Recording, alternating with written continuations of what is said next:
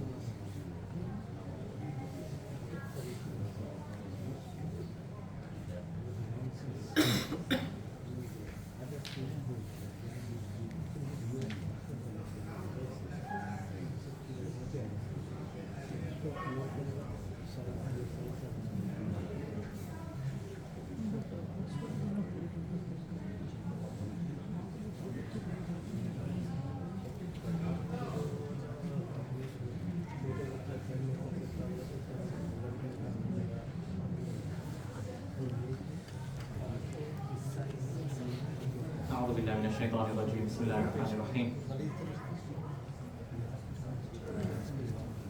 Continuing, we are on chapter 5 from Imam Bukhari's Al-Adab al-Mufrad. The last narration we left off on number 9.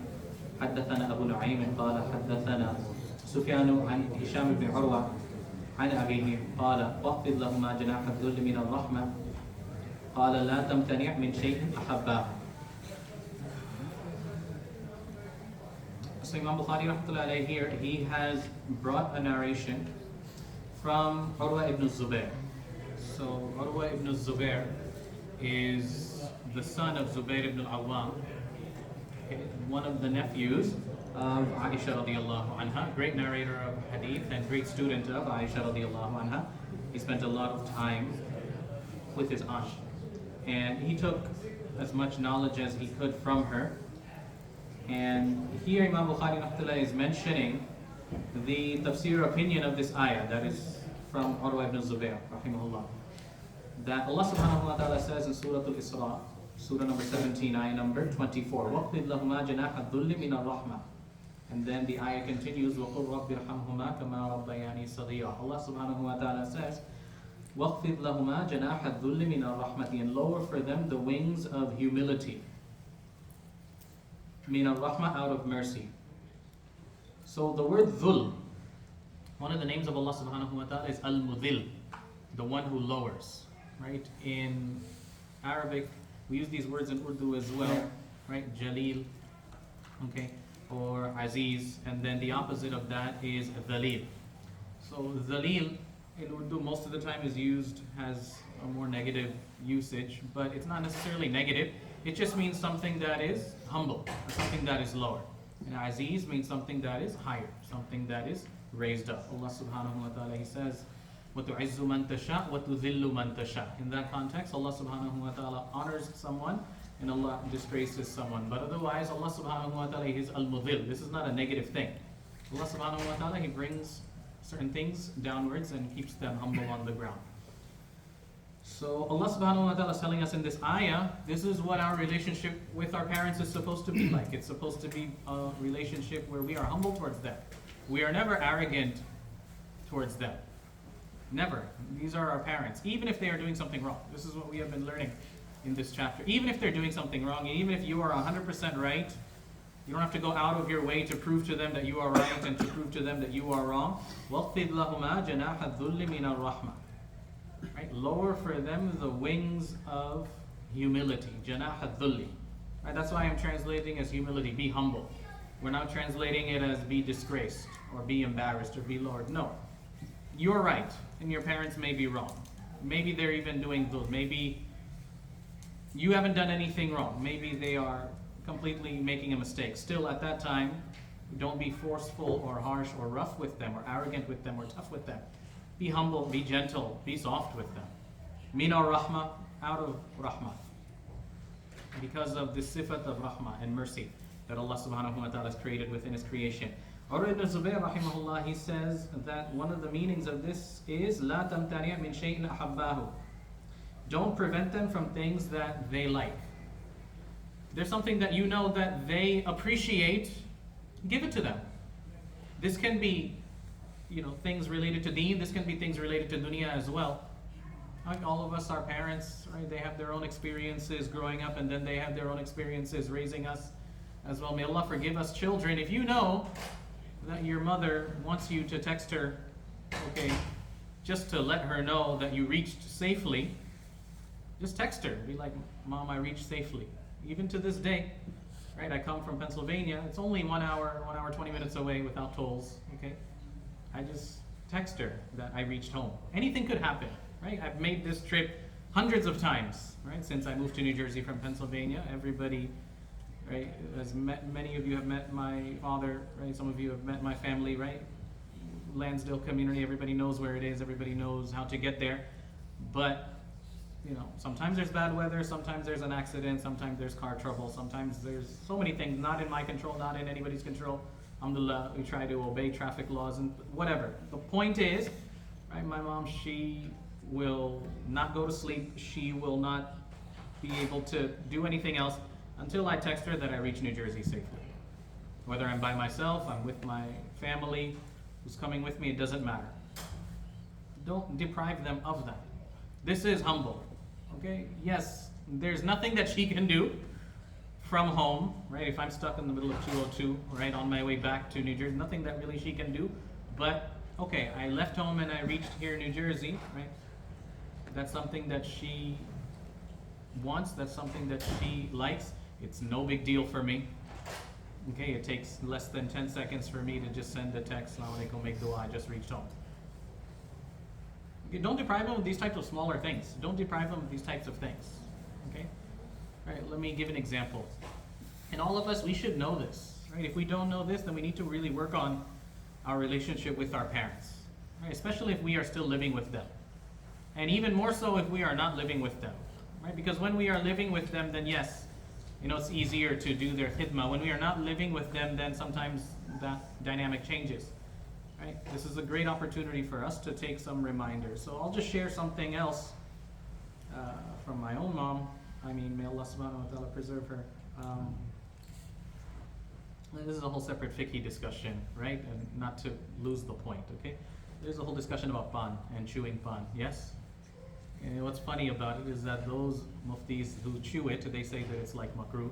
Those that don't chew it, they say that it's like najais, right? Which is whole separate fiqh discussion. It's not the point of the issue, right? My mother, she likes pan.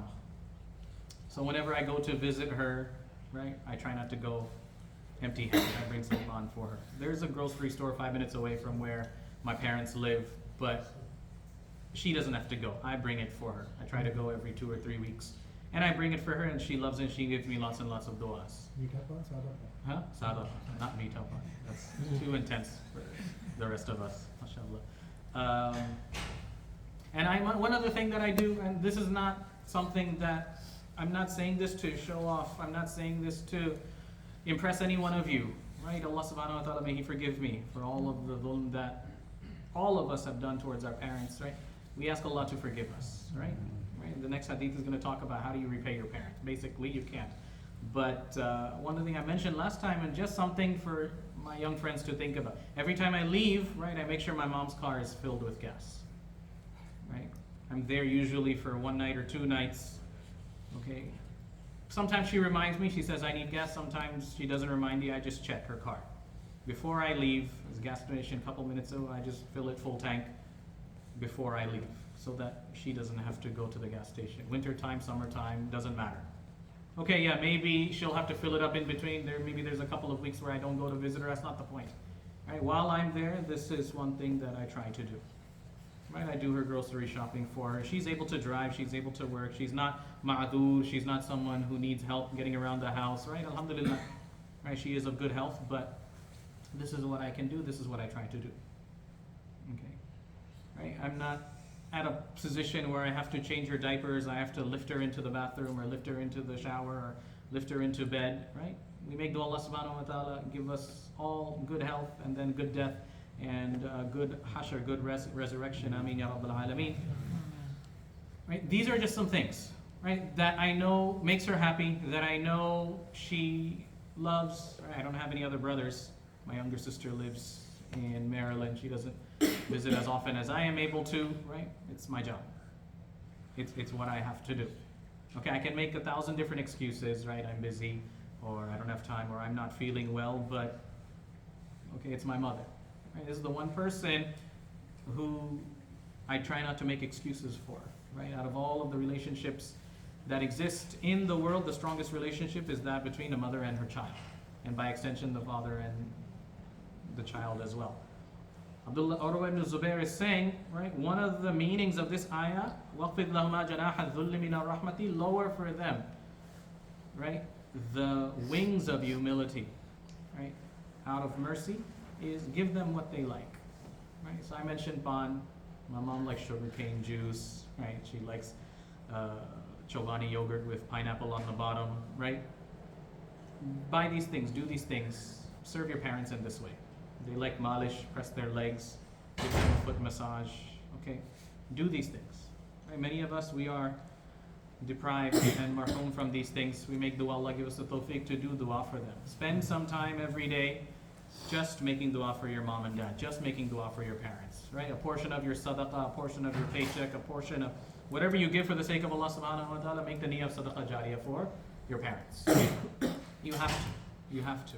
Anything and everything that you and me have been given by Allah subhanahu wa ta'ala, right?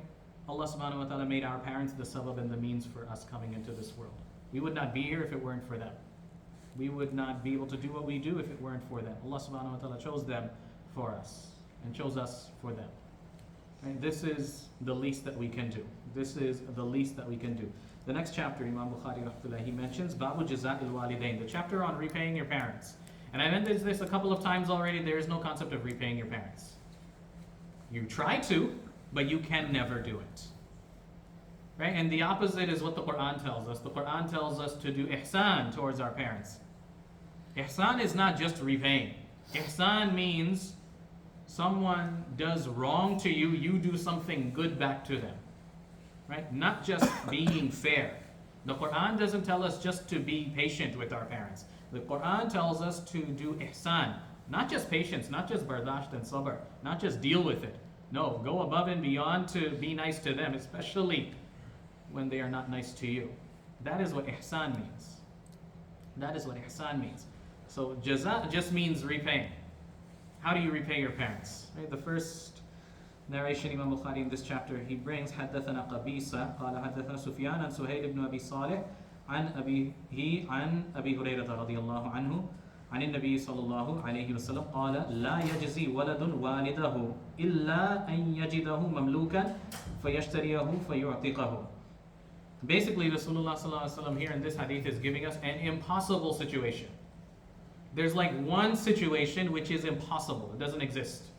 It's very rare. It used to exist maybe back in the time before slavery was abolished, but it doesn't exist in our time, which basically means there's no way practically, technically, for you and me as children to repay our parents anymore. And even at that time, it was something that's very, very difficult. Rasul sallallahu alaihi wasallam, he says, "La yajzi waladun walidahu." A child does not repay his father, illa an yajidahu mamlukan, except that he finds him as a slave. فَيَشْتَرِيَهُ فَيُعْتِقَهُ. He then purchases him and then frees him. So one of the ways this could happen, potentially in the past, is families were separated because of war, or families were separated because of being born into slavery. Okay, you have, for example, a family, the entire family is slaves. They are owned by the master. When the son grows up, the son is sold somewhere else. Okay, the parents are still slaves living with the first owner. The son becomes free. Either the son works to earn his freedom, or the son is freed by the master, or somebody buys that son from the master, second master, and then frees him. Now the son is free, but his parents are still slaves belonging to somebody else. Is this making sense? Right? The entire family is slaves. The son separated and now became free as an adult. But his parents, who are also adults, are also still slaves, living under slavery, living under a master. So Rasulullah ﷺ is saying that's one situation where you now pay for the freedom of your father, of your mother, of your parent, and then you free them. You literally pay for their life. You literally pay for them to be free and azad. You literally pay for them to no longer be slaves. That is the only way that you can repay them.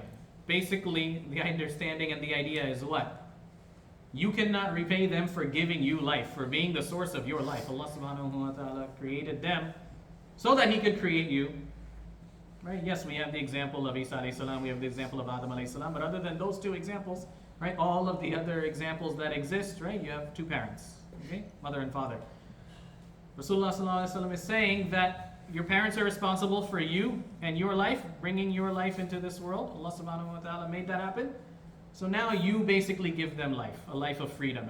Instead of a life of servitude and slavery, you give them their life by purchasing them from their master and then freeing them. Which again, this doesn't exist in our times. Right? Maybe, I don't know, not a good example, but very loose example, bail, or you pay off their loans for them, or you buy a house for them. None of these things are close to what it means to be a slave living under somebody else. Okay.